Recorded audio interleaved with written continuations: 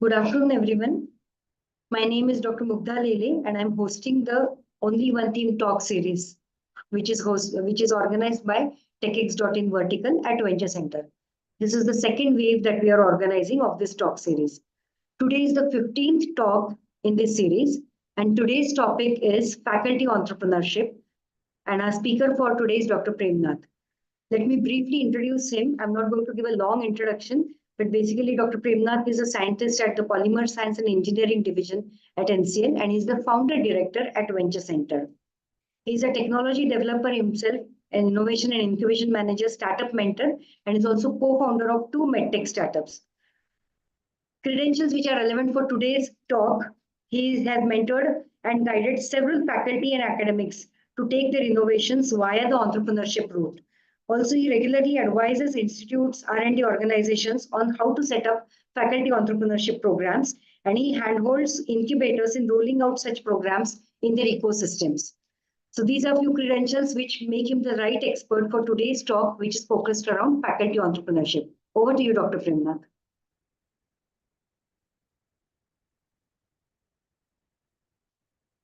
You're on mute. Sorry. Yeah. Thank you, Mugdha. Can you hear me now? Yeah, we can. Okay, we'll get started. Can you see my slides? Yes. Yeah. Okay. So welcome everybody.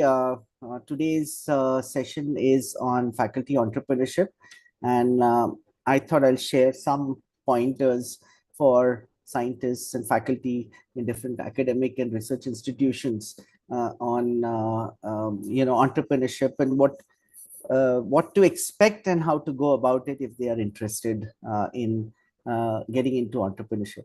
Also, a small segment on why they might be interested or why do faculty really get involved in such activities as well. So you can keep typing your questions as we go along on the chat box. We'll try and cover that and we'll take it ahead from there as well. So today's topic is faculty entrepreneurship. So we'll first start by discussing some of what exactly it is about. But just before that, just as a quick preamble, the National Chemical Laboratory has a department called NCL Innovations, which champions essentially routes to market and innovations in the organization. Venture Center is the incubator, is a separate entity which is specifically focused on promoting entrepreneurship.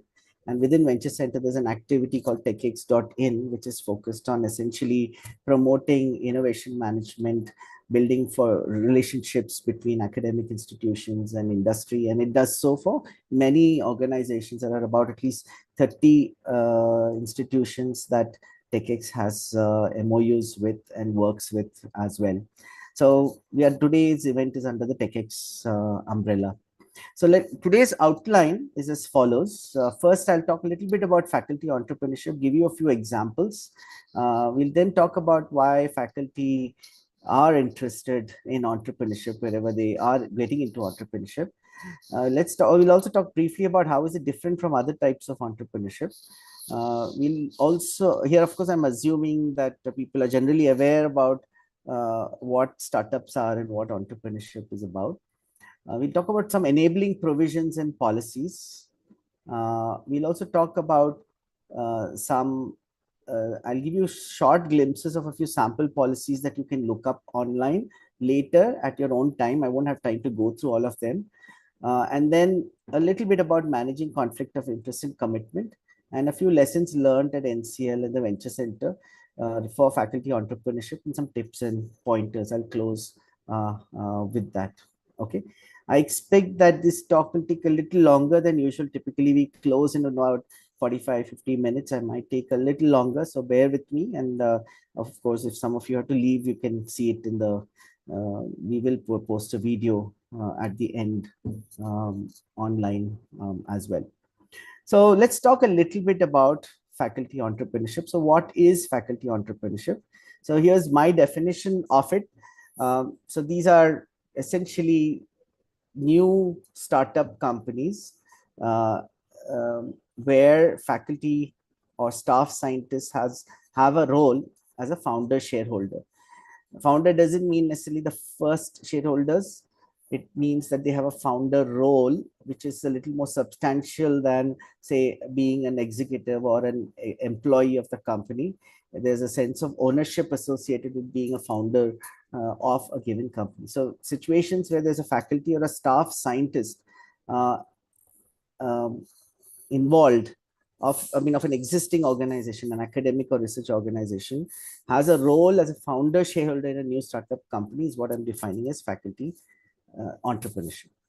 Usually these startup companies are privately held. They're not listed companies. They're not in the stock market at that stage. They're small companies. And in that role, as a founder shareholder, typical situation is that the faculty member is likely to contribute to the conception of the business idea. Typically in startup environments, the foresight that goes behind the potential behind the business idea is something that's very important. When I talk about foresight, I'm talking about somebody envisioning how a technology may be used in the future and what kind of a business impact it will have. So for example, 10 years back, founders of, say, Moderna in 2010 could envision a future for mRNA technology, right? And that we saw the impact of it during COVID in 2020. So that envisioning that future well in advance is something which is very important for anybody conceiving a business idea, especially a startup, a science-based startup. Of course, getting the new business started and championing the new idea, evangelizing the opportunity, talking about it, telling people why it is important, why they should join the journey in whichever capacity, maybe as investors, whatever, tying up critical resources for the company, motivating co-founders, right? And dealing with the earliest risks and opportunities. These are the kind of typical roles that a faculty member plays if they're a faculty entrepreneur in a new startup. So this is what I'm talking about when I talk about faculty. So let's look at a few examples, right? So I'm going to take a few examples. Some of you will be familiar with this. So let me run through it a little faster as well. So here are some global well-known names who are faculty entrepreneurs. Of course, today many of you might be aware that many faculty in many leading countries around the world are also startup founders. So here are some examples. Frances Arnold, who was a Nobel Prize winner in 2018, has several startup companies based on her work. Jennifer Doudna and Emmanuel Charpentier won the Nobel Prize in 2020. Sorry for the typo there. Both of them have their own startups. In fact, the recent news which you heard of Casgevy, which is the therapy for sickle cell anemia, which was approved in the US recently, that is from Charpentier's company called CRISPR Therapeutics, right? Bob Langer is, of course, founder of more than 40 startups, including Moderna, very well-known person, known for all the different startups he have created. And Richard Friend, who is a professor in Cambridge, who also has several companies and also, in fact, inaugurated the Venture Center many years ago. But they're also very well-known big names. For example, Alexander Graham Bell was a professor in Boston University and went on to found what is today called AT&T, but an early precursor of it. And Amar Bose of Bose Speakers was a professor at MIT who left MIT to go and work on his company full-time. So these are all examples of faculty entrepreneurship, global, well-known names. This idea was to just give you a sense that this is not, this is something which has been in the works for many years and is happening in many countries and the leading institutions with leading scientists as well. This is not something which only people who say are not doing necessarily very well in their scientific work pursue, but people who want to create impact with their science pursue in different organizations. Here are some faculty entrepreneurs from India, and these are my three of my favorites. So I've put them down. On the left is Sedamac, which is a startup. A faculty entrepreneur here is Shashikant Suryanarayanan, who is a professor at IIT Bombay. They've had a great run as EVs have picked up. And you can see how rapidly their revenues are growing in the graph next to it. More recently in the news was Rahul Purwar, another professor from IIT-Bombay, who has come up with a CAR T cell therapy, the first in India, and which promises to be a much more affordable one in India. And recently, the president of India launched his product. I mean, his CAR T cell therapy, announced it in the country. And of course, Dr. Professor Vijay Chandru's strand, which basically was a spin out of IIC Bangalore, and something where created when he was a professor at IIC Bangalore. So these are three well-known ones as well. There are but many more. So I'm from NCL and Venture Center. So let me give you a few examples here. There have been several from the National Chemical Laboratory. And the reason I mention it here is for not only because I'm associated with NCL, but also because these are national labs and they have a slightly different character than academic institutions. And there are entrepreneurs coming out of the national lab system as well. And here are some examples that you see out here, about 11 of these out here, which are from the CSIR NCL, covering different domains: diagnostics, devices, modeling and simulations, software, energy, waste management, and so on. Just a couple of quick examples. This is a recent one called Recharge In by Dr. Manjusha Shelke from NCL, which works on sodium ion batteries. Here is a one which is one of the earliest we did as Venture Center, by Dr. Vivek Ranade, called Tridiagonal Solutions, which essentially is into software for modeling and simulation of large chemical plants and other plants. Here is another one called Serigen Mediproducts, led by Anuya Nisal, who the scientist at NCL left to become the full-time CEO of Serigen, which is a tissue regeneration company and probably one of the earliest in India to get a product in the market. Actorius, which is a company which has been founded by Jayant Khandare, who you see here along with a minister. He was a faculty at the MIT World Peace University here in Pune.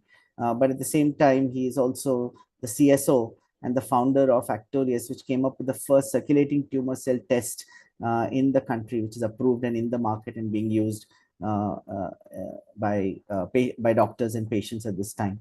Here's another one, which is an intraocular lens company. And in this company, which is led by Tanuj Gigras, who's a full-time entrepreneur, we have faculty members who include, for example, Professor Cornfield, who's a Caltech professor who is part of this company and is able to contribute to this company as a founder in this company as well. Right. So here are some examples. Some of you are interested. Venture Center put out a book recently, which is available on Amazon, called Candid. And this Candid has 15 stories of sciencepreneurs, as they call it. And several of them are also faculty entrepreneurs. So you'll get a sense of a few stories relevant to science and faculty entrepreneurship as well. Okay. So why are these faculty interested in entrepreneurship, and why are they pursuing it, is a question that many of you will want to ask. So that's a question that I wanted to put down as well. I think one of the main reasons is that everybody in the science profession usually has the desire to create impact. And there are many ways one can create impact. One would want to see products which touch people's lives. And that is something which cannot be done if you don't take products to the market and many people can use it. And that impact is a big driving force for a lot of people who are working in science and our faculty members in different institutions. Another large motivation is the ability to create large scale societal and economic impact. So if you look at the numbers coming out of the US, you will see that there's enormous contribution of innovation, of science-based innovation to the economy. So the biggest examples you will see are basically the Boston area and the Northeast and Massachusetts belt of high-tech enterprises. And on the West Coast, you will see a large number of companies in the Bay Area, which owe their existence to universities. and the ecosystem that these universities have created. And the numbers are phenomenal. That is something which has really excited the imagination of many countries, many scientists, many engineers who want to be able to contribute in such useful ways to society as well. But the real issue, in doing it, is this, that there is a long road between conception of an idea, demonstrating the science, and then finally making it as a product available in the market. Some of you are interested, there's an interesting short article in Physics Today on Road from Academia to Entrepreneurship. It talks about this journey in simple words, so it's a good simple introduction. And this journey, which refers to what's called technology readiness level, very often you find that academics and faculty members are typically working at levels 1 to 3, and what you need to see are products at level 9. The question is, who and how do we take it from level 3 to say level 9, and what is going to be the mechanism to take it all the way? And if, let's say, a large company is not interested in doing it for you, how do you take it all the way? And that is the reason why very often many faculty members have to look for vehicles to do it. And entrepreneurship is one of those vehicles. This is illustrated again by this gap between what inventors think and what businesses, large companies want, and the gap between their interests, motivations, expectations, and trusts. And this, in the innovation management parlance, is called the valley of death, where many ideas die and very few make it to the other side. So there are many people working in this area in the research side, building up new ideas, creating inventions, doing some proof of concepts, and so on and so forth. And on the other side, there's a lot of industry which is looking for ready to use technology in something which they can roll out, say, in a very short period into the market. And between that lies a long period very often of de-risking and improving and getting a product up to mark, approved, certified, all of those, which many people don't want to spend their time on. And that is one of the reasons why things die out. Now, you as a faculty member may want to spend time on it if you think that the potential is very high. And if you wanted to spend time on it, you would also want to find ways to do it. And one way to do it is a startup to do that as well. Right? Okay. An example of this is, of course, Alexander Graham Bell, and there's a story in this link which some of you may want to Google and find out about how he went about trying to license his technology and didn't find satisfactory deals from large companies, including in that case Western Union, and then decided to go on to form his own company. Right? So this is a very common story for many faculty entrepreneurs. Another example is a recent case of mRNA vaccines, where this is an article from Nature which lays out the history of mRNA vaccines. And I just want to briefly just tell you that a few key discoveries happened around 2005. And around that time is when, roughly 2008 and 9, was when BioNTech and Moderna were formed.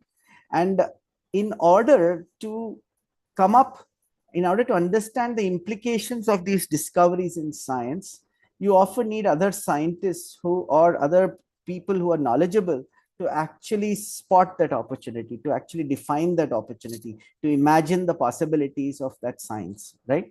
So it is no wonder that very often faculty and scientists are the best people to do that.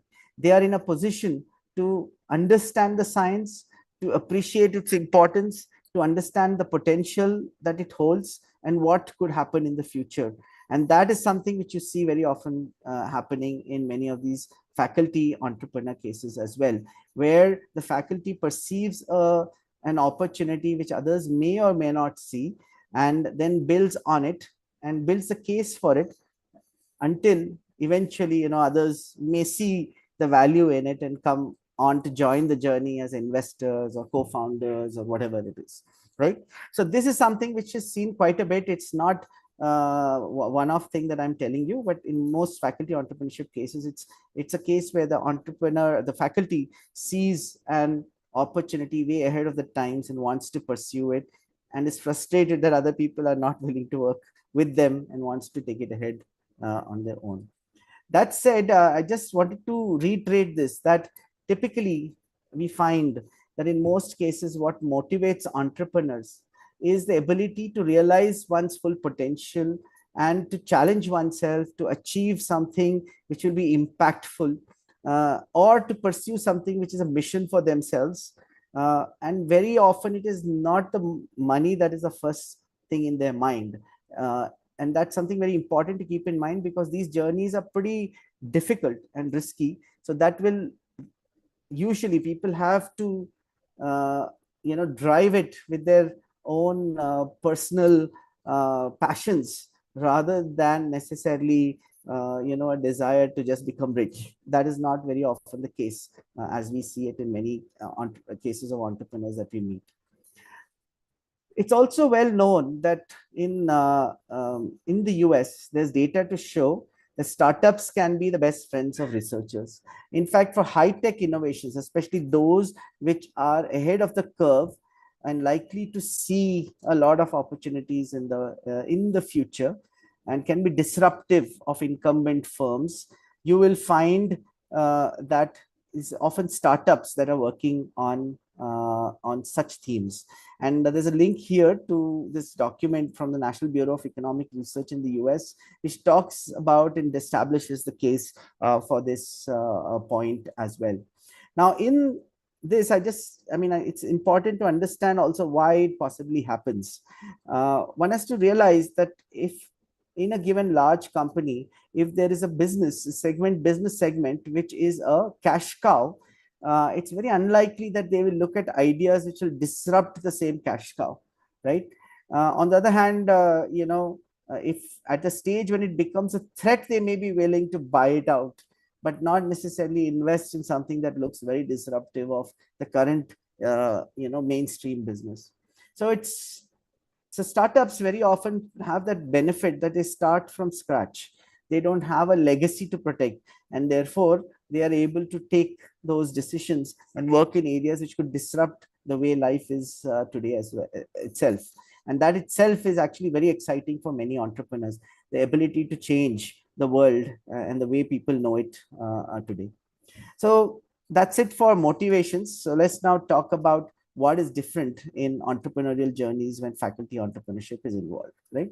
So in faculty entrepreneurship, what is it that makes it different from other types of entrepreneurship? So we see a lot of young people starting businesses on their own with no affiliation to, say, a university or college. Even if it's just as an alma mater, not necessarily drawing anything more in terms of knowledge and know-how or any specific resources from that alma mater.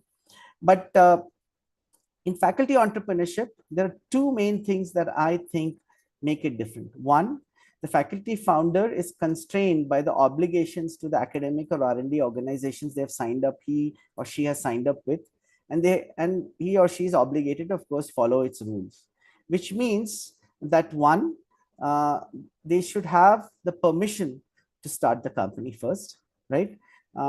Please remember, if you're, say, working for a private company, you may not have the right to even start the company, right?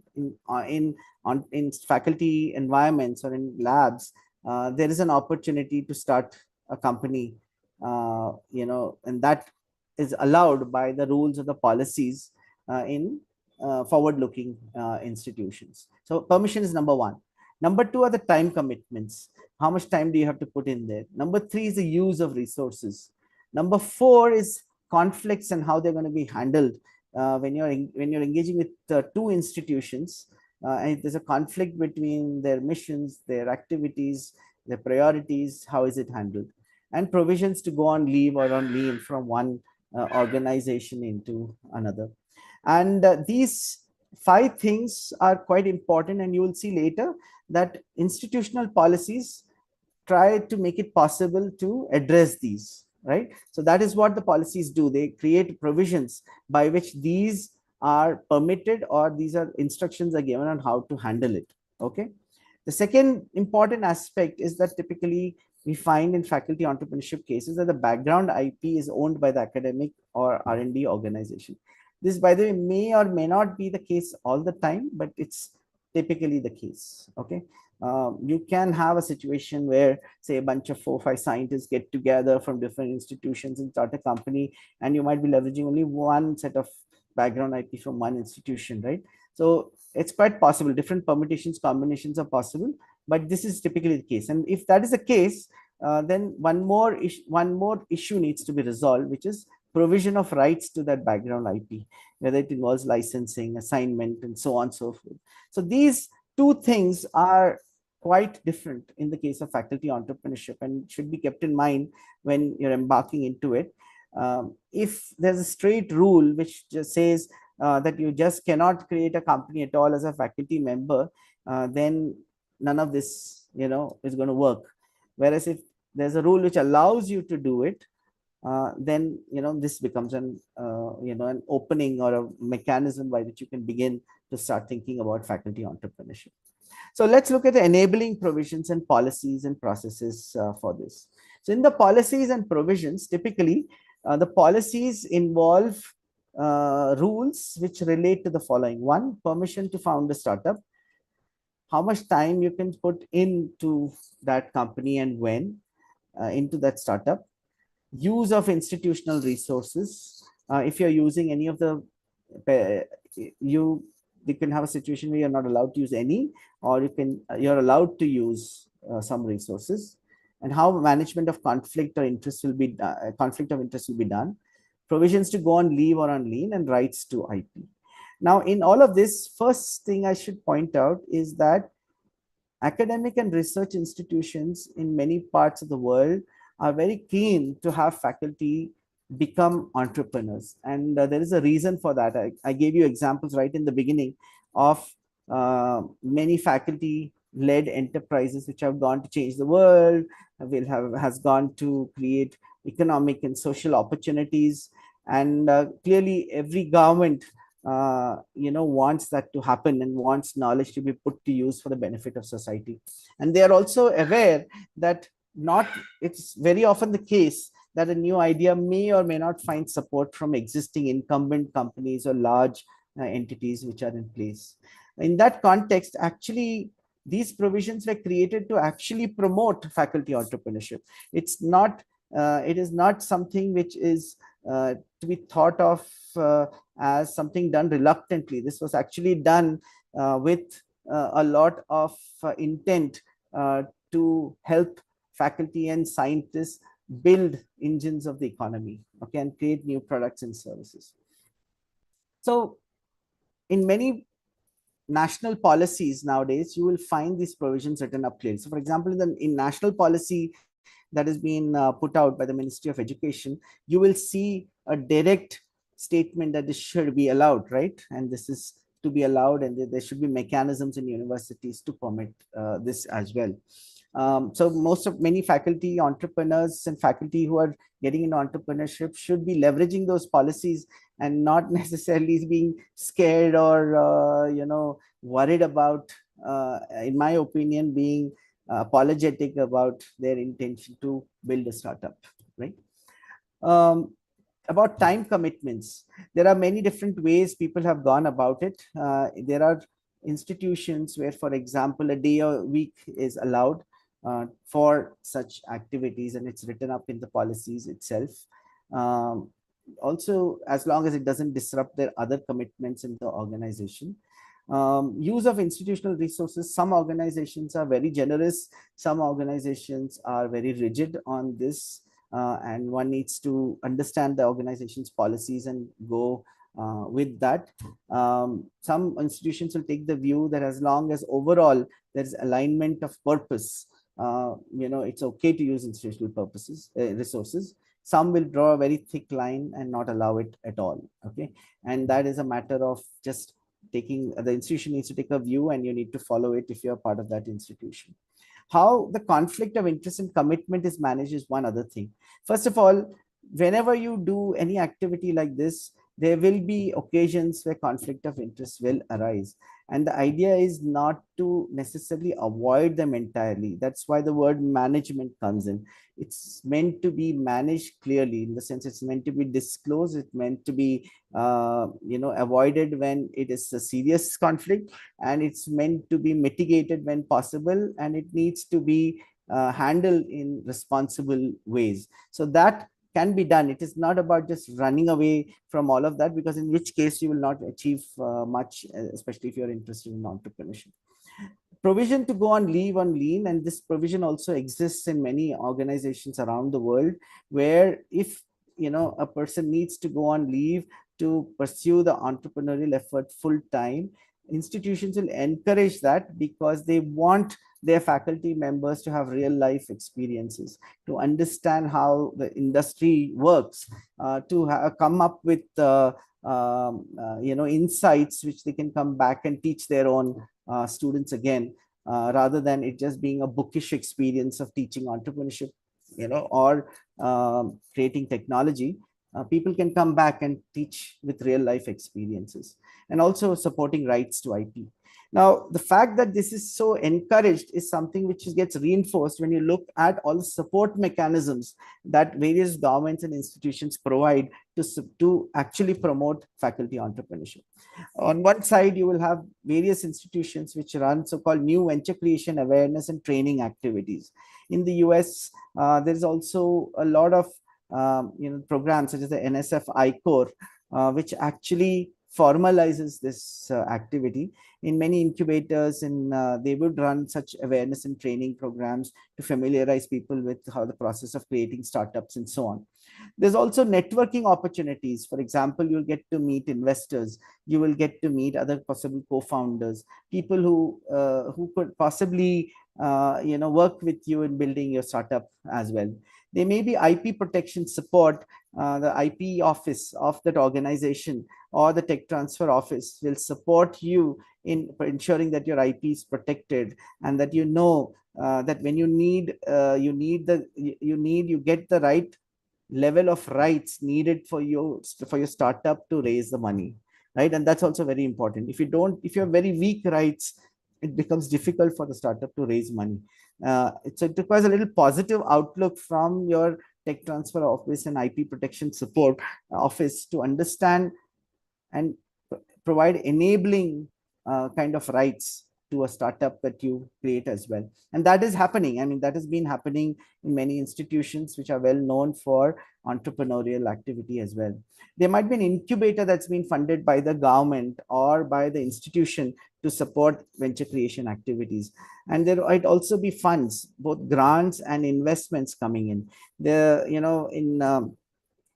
In certain centers, you will find that there is a small amount of grant funding, seed funding being provided by the institution itself, or even people having investment funds. For example, Oxford University has a $500 million investment fund, as large as that.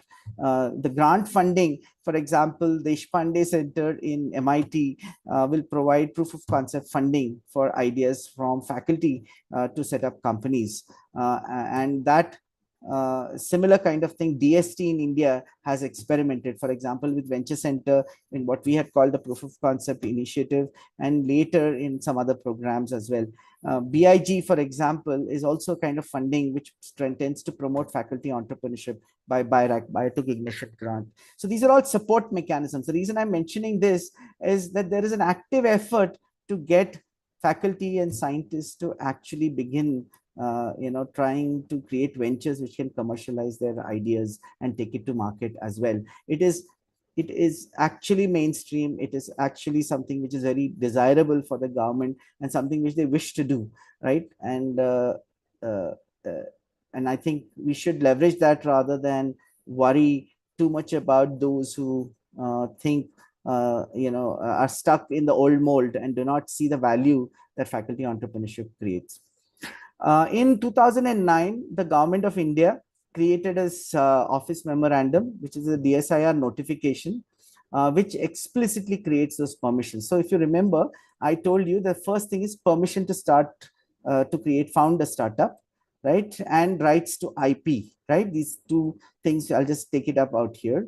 So you can see this notification from the Government of India, which explicitly talks about permitting researchers to have equity stake in startups and encouraging incubation centers, permitting scientific establishments to provide knowledge base as in return for equity, and so on and so forth. So these are all provisions. And then DBT also went ahead and created something similar for its own institutions. But DSIR, by the way, the notification is across the board for all kinds of institutions.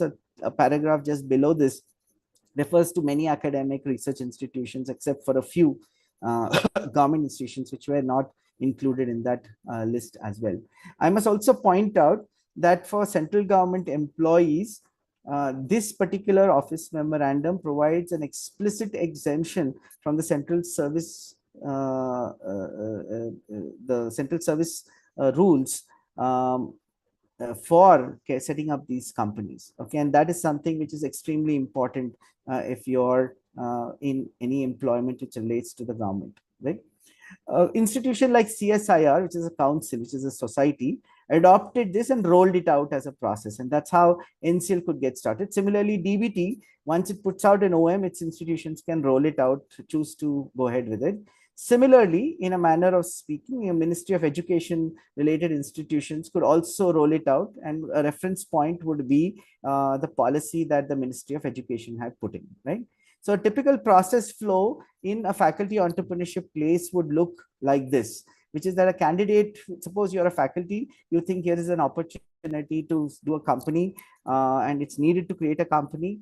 You would start thinking about it. You would try to find believers. You'll try to put a pitch deck together. You'll try to understand how to build a business around it, what customers want, what solutions you can bring to which problems, how you stand out in comparison to other alternatives, and so on and so forth, and convince others to participate.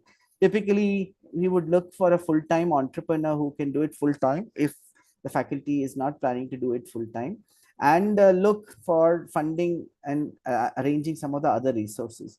And when you put all that together, you build a little bit of confidence and commitment in all parties that there's something here to be built.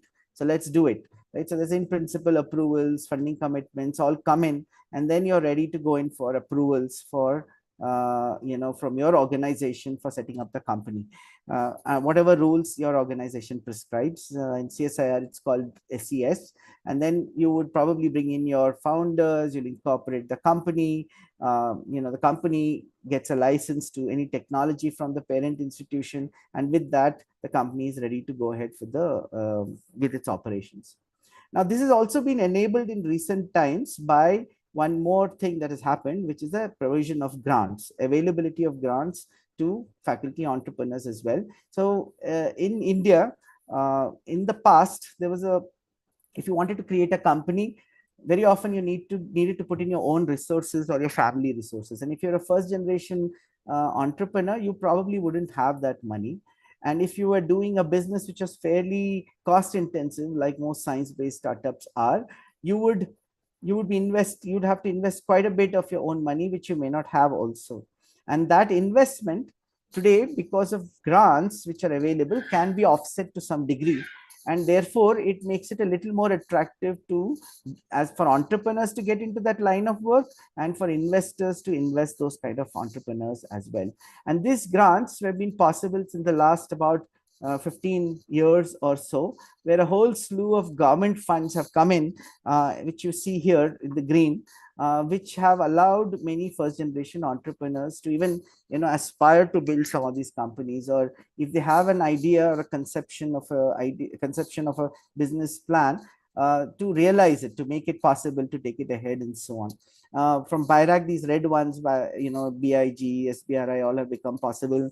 In DST, EIR, Prayas, DST, Nidhi, seed funds, all of these are also become possible. So these are all enabling provisions that have come up in the recent past. So besides the policies, also enabling processes, resources availability, all those become quite important as well in faculty entrepreneurship, right?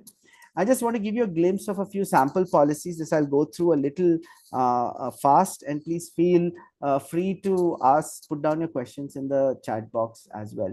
So let me start with a little older document, which is MIT's Inventor's Guide to Startups. You can find this on this link here. You will find that MIT doesn't treat faculty entrepreneurship any differently than any other kind of entrepreneurship, except to the extent that uh, if a faculty gets involved in an entrepreneurial activity, it's considered as part of what is called outside professional activities. And there is a certain proportion of time they're allowed to spend on such activities. The IP policy applies uniformly the same way. There's no difference. The conflict of interest issues apply if faculty is involved in any outside professional activities, including consulting, for example. And this is just one more of those, which is that you have chosen to say set up a company and invest some efforts in that direction as well. Here is a graphic which I pulled out from one of these pages out here, which basically talks about use of institute time for outside professional activities and institutional responsibilities. And the understanding is that, roughly speaking, faculty would be spending about 20% of their time. This is roughly comparable to what the government of India's policies also say. For example, CSIR's policies also allow for a day a week, whereas even DSIR, even other institutions have tried to keep about a day a week allowed for such activities, as long as it doesn't hurt the core activities of the organization as well, right? The National Innovation and Startup Policy is another policy that's quite important to this as background information. You will find here that in the policy document, you will find a specific mention of faculty participating in startups, in what role, and so on and so forth. And this is something which many academic institutions have now adopted and rolled out their own policy documents based on some pointers from this as well. But of course, some of the IITs had policies which even before this, and many institutions have borrowed clauses from those institutions. One of the earliest ones was IIT-Bombay. The more recent version of it, the Startup Policy 2021, which is a document which you can find online, you will see has specific comments on startup creation and so on and so forth. I will not go into details out here, but you can Google IIT-Bombay Startup Policy 2021 and you should be able to find that, or follow that link. These slides will be on, you'll find this information on YouTube, and slides will be available if you ask the organizers. Another policy document which is online is one from the IIT Kanpur. It's a faculty entrepreneurship policy.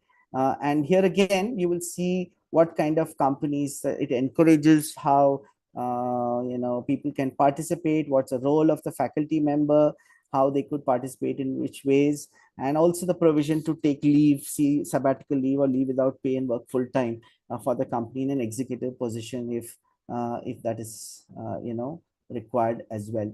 COEP in Pune, College of Engineering Pune, has also put out policies which roughly align with what has been described in the previous slides as well. BITS Pilani also, for example, has its faculty entrepreneurship policy online, and you will find clear indications of how faculty member may be engaged with following categories of startups. The role of the faculty can be these, and so on and so forth. So all these are actually written down as policies and available. Once it's out there, all you have to do is follow the rules and follow the policies, and you should be okay. In as far as setting up these companies is concerned. Okay, a little bit about conflict management.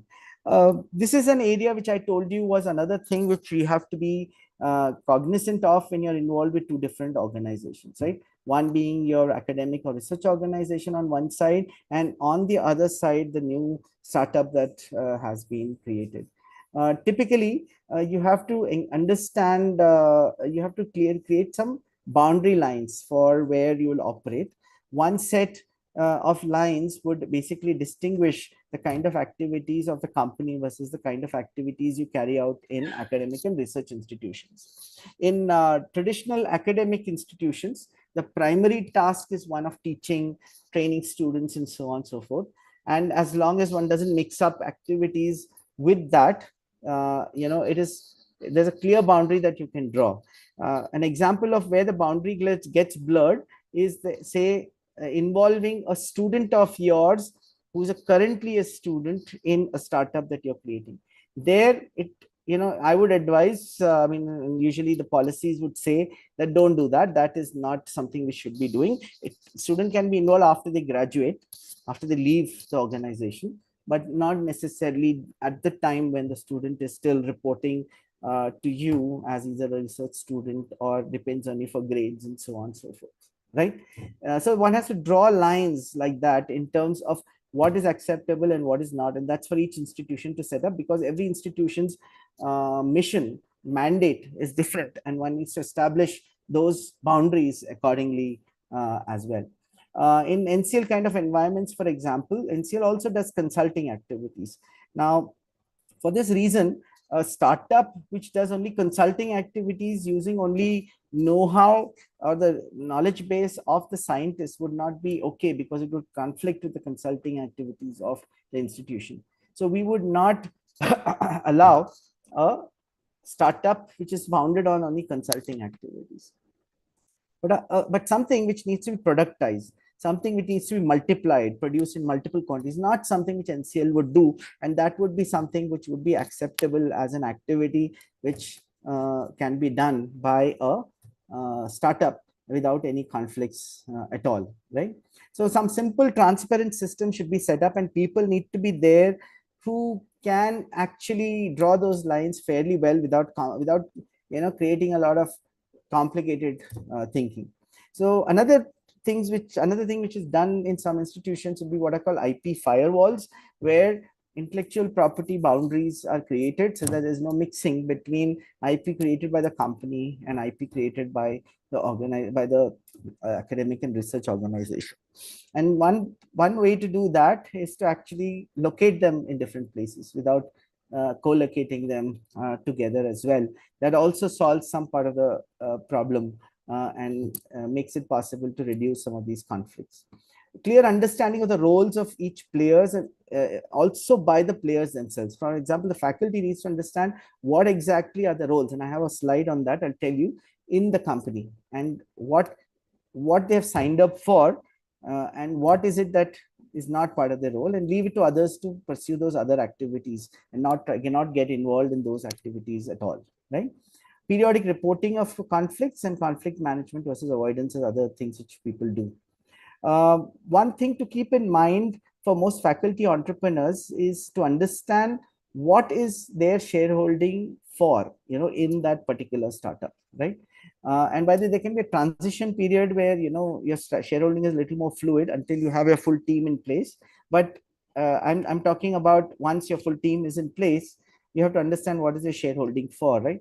So as a faculty who is starting a company, you are owning up to some of those things which I told are founding responsibilities, like conceptualizing the idea, championing it, arranging the initial resources, all of those kind of activities that I told you.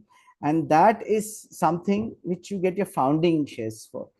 In many cases where the technology belongs to the parent organization, your shareholding doesn't represent anything for access to that technology, right? If it is know-how resident in somebody's head, that's a different matter. But if it is IP, technology packages, all of that, that is something which belongs to the parent organization and needs to be licensed to the startup, right? Your shareholding has no connection to that, right? And besides that, you may be investing your own funds and so on and so forth. So usually the practice is that in faculty entrepreneurship cases, there should be a full-time entrepreneurial team which is holding much of the shares beyond an initial period where there may be a transition period. And the non-full-time founders are minority shareholders. The technology is provided by the academic research organization against some kind of licensing agreement, which could be compensated through cash, through running royalties, and or equity arrangements, right? And if somebody is investing money, they'll have investors in the company as well.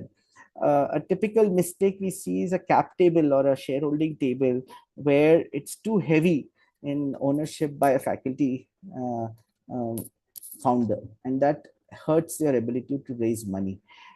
Nothing wrong in it. but it hurts your ability to raise money. Unless, of course, you can find a buyer for the company, which is a corporate, and not necessarily you're not looking for financial investors to investment. Here are some roles for in a startup, which you should all be aware of as faculty entrepreneurs. First of all, you can be a shareholder, which is what you may be a promoter with promoter obligations. Promoter obligations are defined in some of the acts of the government, especially if you look at some of the SEBI related rules, you will find that who's a promoter and what is the responsibility is defined there. Promoter is not necessarily the first shareholder. Okay, so its promoter has a certain set of obligations. Founders are those who are signatories to co-founders agreement, and they're taking ownership of running the company. And some of the co-founders can join the company even after its creation. They don't have to be again the first shareholders. You could be a member of the board, and if you are a non-executive member, it means that you don't have an employment contract with the company. Many faculty entrepreneurs would initially be non-executive board members. They may change over to an executive later if they want to, and they want to say go on leave and join the company and so on. So an employee is somebody who has a contract with the company, and that's what you refer to as executive. So they can be an executive who's part of the management team. You could be a consultant and an advisor, and your host institution can allow you to serve as an advisor or a consultant, and within the terms that the host institution allows you to do. You could also be a pro bono advisor or a mentor with no commercial arrangements, and maybe part of an advisory board if, say, your host institution allows you to do that. And that also happens when, especially there are situations where, say, there's an interesting social enterprise. You are not, as a faculty member, not getting any commercial gains, but you still want to help, and the institution sees value in helping because it's part of their larger mandate. It might happen as well. So this is something which is also possible. Okay, so I'll close now with a few tips and pointers, and then we can open the floor to a few questions as well. First of all, here are some lessons. If you're setting up a startup as a faculty entrepreneur, try and choose a large and pressing problem. Investors don't usually invest in small problems or incremental solutions in larger sort of scheme of things. It's usually a larger pressing problem. Find at least one full-time co-founder who can advance the technology within the company. I must tell you, although, that a very challenging and most difficult aspect in India is finding good co-founders. So that becomes the real bottleneck or the rate limiting step for most startups in India, especially science-based startups.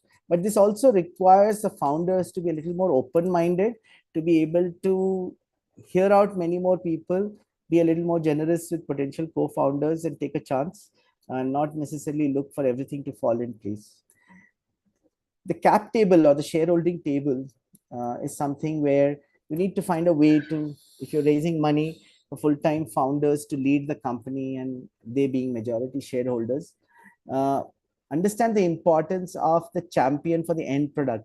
It's not just the idea or the invention, but the champion for the end product and the importance of that as well.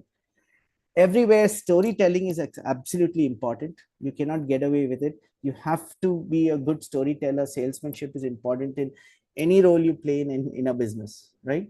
Being mentorable is quite important. Most mentors would not be very happy mentoring a mentee who is very difficult to mentor, or there's a lot of resistance to all the ideas, suggestions, and so on and so forth.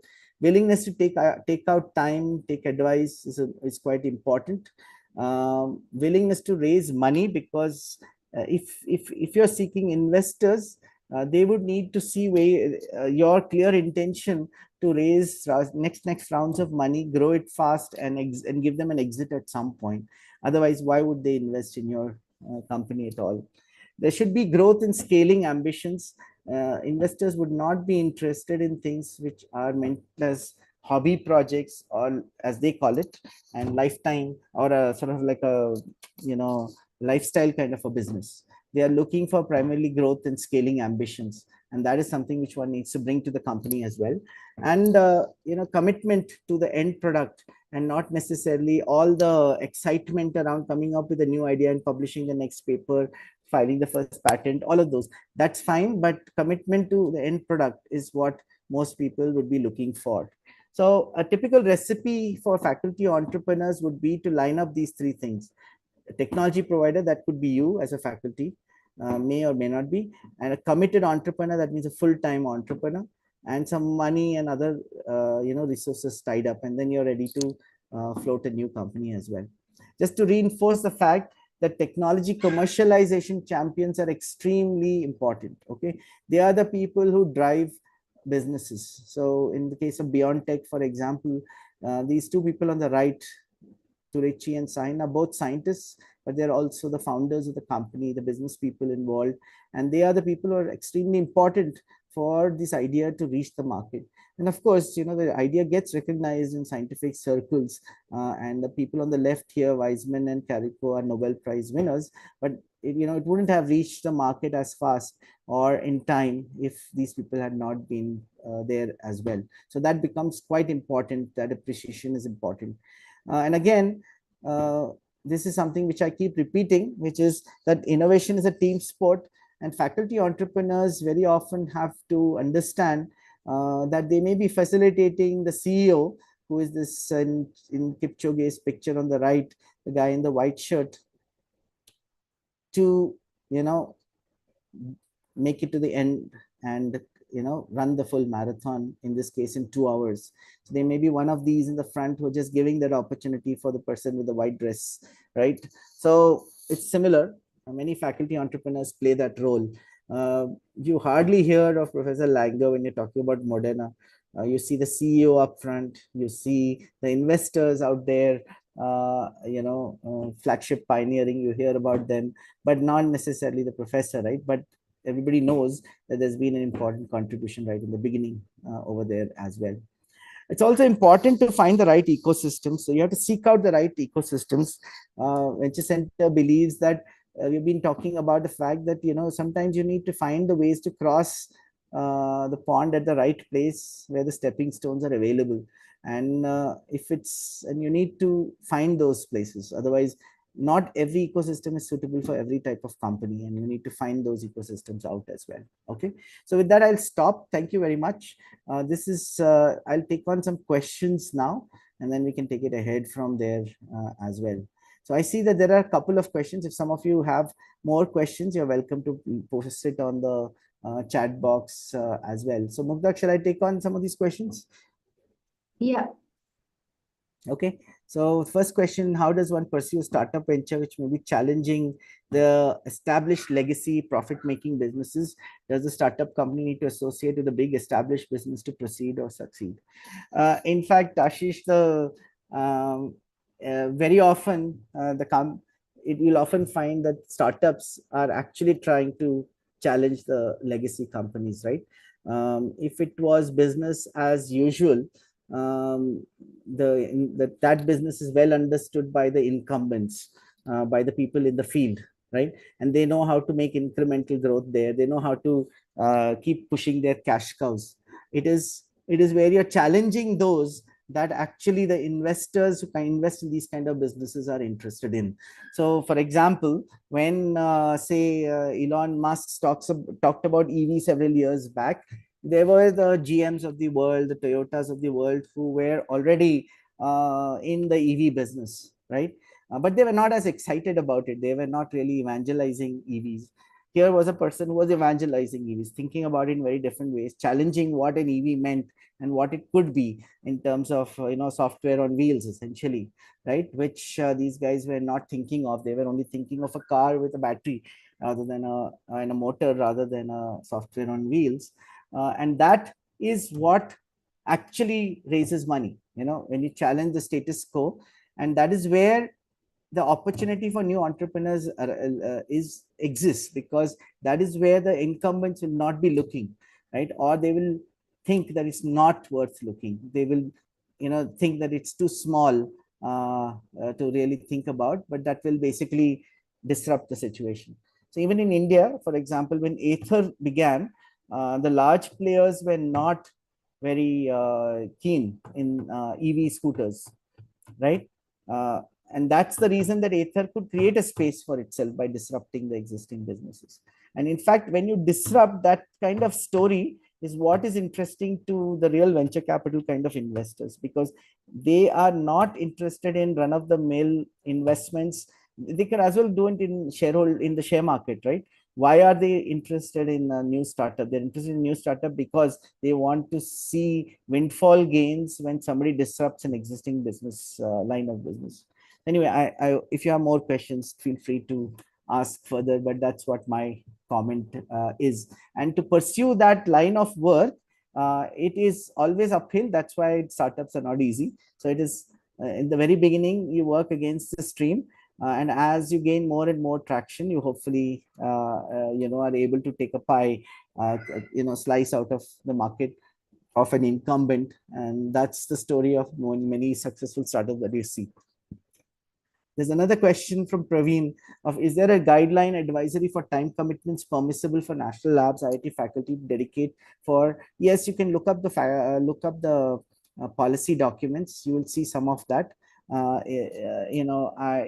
I cannot share some of those, but some are internal documents, but there are time commitments mentioned.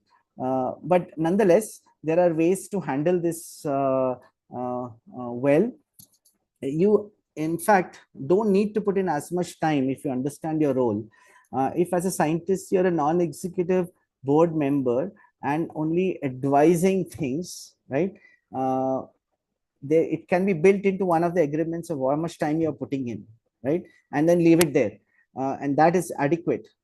It's if you're going to put in a lot of time, then you have an issue. And that happens if you're not really brought in another founder into the company who is going to put in significant amounts of time. That person is the main person who's putting in time. For a short transition period, it might be okay. Like, for example, the national education policy clearly talks about some few months and so on and so forth. But beyond that, it needs to be transitioned to a full-time person, right? So we actively always are looking for potential co-founders. That's one of the important things that we look for when we are doing spin-offs, right? So any other questions? I'm happy to take those up as well. Hello. Yeah. Dr. Premnath. Yeah. Okay. Yeah, go ahead. So my question is that what is the recommended maximum cap of shareholding for a faculty entrepreneur? Okay. See, there's no formula to it. Okay. There are people who have written books also on it. Recently, there was even a talk by Poini from IIT-Bombay which talks about co-founder shareholding patterns and so on, which you should be able to find online. It was an ISBA talk as well, right? Okay. But there are some general rules to follow, right? So it also depends upon the trajectory of your company and what you wish to do. Okay. So if your company is going to raise money from private investors or venture capital funds and so on and so forth, they would expect that, just to answer that question a little bit, I think that if you want investors in your company, the majority shareholding should be with your full-time founders. Okay. Are you with me still? Hello? Hello? Just a moment. I think he's dropped out of the call. He may be joining back. That was Dr. Chakravarti, I think. Yeah. By the way, Mukta has put out the online form, feedback form. Please request everybody to fill it up. We do find this very useful, and then we use it later for improving the content. Hopefully, future talks that we will be running as well. Okay. Yeah, he's back. Dr. Chakravarti is back.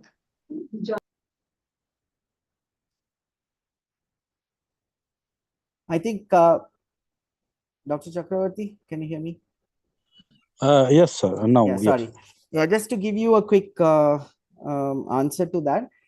If investors are coming in, external investors, most of the cases you will find that they will expect majority of the shareholding to be with full-time, whole-time entrepreneurs in the company. Okay. Okay. So, Yeah. like, usually, like, how much is it? 60-40 or 90-10 or No, what? 80, 90% will be with full-time people. Okay. 90%. But they may allow for a period when, but there are various ways to go about this.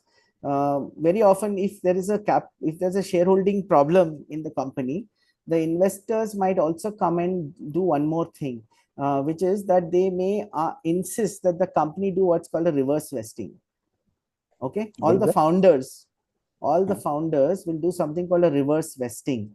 That means it doesn't matter what shareholding they're holding today. Okay. They will have to earn their shareholding over the next 4 years. Okay. And if they don't put in enough time, they'll lose that shareholding. Okay. So, Right. so, As a general rule, what works is that majority shareholders are very often full-time shareholders. okay. Okay. Full-time company employees and shareholders, they're full-time in it. Now, this transition to that role can happen over a period of time. Okay. Okay. And it Now, need so not now happen here, immediately on day one. okay. Right. So here, then there is one small doubt comes in practical implementation. Suppose there is a faculty who is much interested in taking up his startup or his venture, and then he has got a full-time co-founder. Now, shareholding is also no proportion to how much money one has invested, right? Not So now, necessarily always. It okay. also depends upon people's time, right? So sometimes there are instruments by which you can invest so that an important shareholder who is putting in a lot of time doesn't get diluted beyond a point. Okay. So Right. in that case, okay. So in the so what is the instrument by which, like say, suppose some say new co-founder who is not having the sufficient money, probably he's just a passed out student and he just wants to take it forward, giving full time for this startup. Okay, but then he doesn't has the money to own the 90% share. Yeah. So in that case, what is So the for instrument? example, as far as the investment is concerned, you could do the investment using a instrument which is basically going to convert your cash into equity at a future valuation. Okay. That means Okay. there's something called a compulsorily convertible preference shares or debt. Okay. Right. Okay. Which basically doesn't mean that you're buying the shares at today's value, but it will convert at, say, a value which will be given by an investor, say, 2 years down the road. Right. That way, the percentage you get for the money that you're putting in will be smaller. Right. The second thing is that you could use ESOPs to incentivize people who are putting in time, right, rather than money. Right. Okay. So there are many ways you can So ESOPs tailor are all of this. applicable only for the employees, right? So ESOPs. in Indian law, that is what it is. Okay.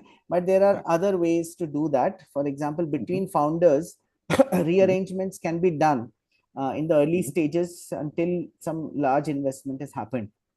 So sometimes companies will rearrange the shares just before an investor comes in so that the cap table is suitable. Okay. Right. That Yeah. So that is basically a bit means tricky. that people have to have a Matter. clear understanding between the founders that at the end of the day, the interest is that the company should succeed. Right. Yeah. It is not about who holds what. Okay. Right. Thank you. Achha, just another question. That usually, in your experience, what is the expectation of a faculty entrepreneur from the startup?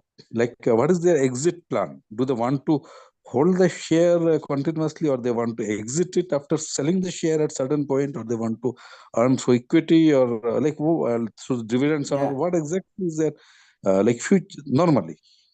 No, it depends again from case to case. There are situations where the founder is very clear that they want to get it started, they want to stabilize it and exit at some point. Okay, Okay. in which case they will expect a future investor to give them an exit.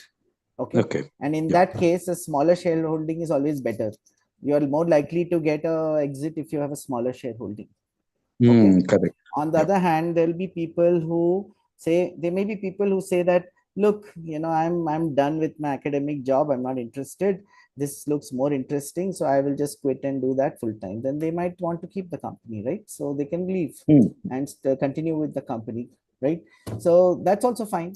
That is also happens, right? Another possible situation is that they build a company to a point and then there's an interest from some corporate company to buy it out, in which case they can exit as a company, right? As I told you, if private investors are coming, they would want to see whole time shareholders holding much of the company. Okay, but Okay. if it's a corporate buyout early stage, which doesn't happen much in India, okay, then the shareholding can be different. Okay, the corporates may not care who is holding how much, because for them they're buying it out, they're not really investing in the company. Okay. And what is the scope of say collaborating with some existing industry in a related field? And saying that, okay, you take the larger share in my company, okay, and we create a startup, and sort of say you make a you take our company as a subsidiary or something, right? And they're so I will holding the 10% share of this, and then we are going to develop the product together. So these are, see, when a corporate How invests, does it work? Or no, in at least in Indian context, have you seen this arrangement working? not really. It's not truly startups, but what happens typically is that if say a corporate is interested, okay, one option is they come in as pure financial investors with no strategic intent, in which case they will come like other investors in small shareholding. Okay, they will want the company to run, the founders to run it, and they're not running it. If they want to buy it out, they will as well come, they should come with the intention to buy it out, right? In which case they will hold majority of the company, right? Okay. So in which case, it's possible, right? It can happen also, but we haven't seen too many cases like that. Okay, yeah, because somebody who is now getting into the food business, one faculty who's just developed some new food product, and now, as you understand, that food is basically a mass scale business. Yeah. So for that, some manufacturer of food products, these might be roped into. Saying that, okay, now look, this is my new technology and this is the IPs that we are holding, and then that's now you just invest and go for manufacturing and distribution. And see, that is more like licensing, for example, right? Yeah. Okay, No, but not it's only up to the licensing, organization to decide. yes, simultaneously I hold the share and I will provide the continuous technology support as well. Yeah, so see, that depends upon your organizational policies, okay, and whether your organizational policies allow that, okay, and if it's up to your employer to decide that, okay. No, that will that require a different type of policy, because co-founder may be any co-founder, right? No, I mean, Co-founder may be an individual or might be another company as such. No, but there are continuing obligations you're signing up to, right? So the organization, your academic research organization may not be okay with it, right? But there may be other organizations in the world which allow that because their interest is only that you teach. Rest what you do is not of concern to them. Okay. So that might also happen in some other parts of the world. I haven't seen it happening much here. Okay. Okay. I think we should close now. We should not prolong it because others will get impatient. So thank you very much. Thanks a lot. And Mugdha, we can close now probably. And sorry for the interruptions we had in between. Yeah, please go ahead. Yeah, so thank you, Dr. Premnath, for your talk. I have announced the next talk, which is coming up on immediate Tuesday, which is 23rd April at 4 o'clock. and the topic is only protecting plant varieties. The feedback link is also there in the chat box. Please do give your feedback. Thank you.